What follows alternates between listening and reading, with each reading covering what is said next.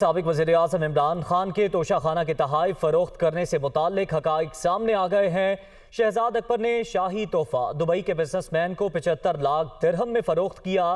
میرے پاس تحائف خریدنے کے تمام ثبوت موجود ہیں۔ بزنس مین عمر فاروق کی جانب سے یہ کہا گیا ہے۔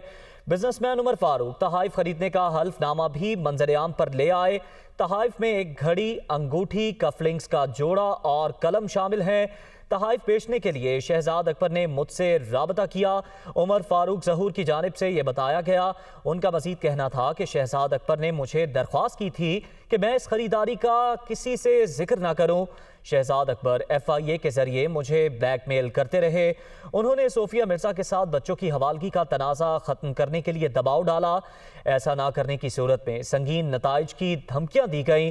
عمر فاروق نے مزید بتایا کہ انٹرپول کے ذریعے مجھے دبئی سے ملک بدر کروانے کی کوشش بھی کی گئی۔ سابق وزیر اعظم عمران خان نے توشہ خانہ کے تحائف کتنے میں فروخت کیے، اصل خریدار سامنے آ چکا ہے۔ دبئی میں مقیم پاکستانی بزنس مین عمر فاروق ظہور نے دعویٰ کیا کہ انہوں نے گھڑی سمیت 4 تحائف 75 لاکھ درہم میں خریدے تھے۔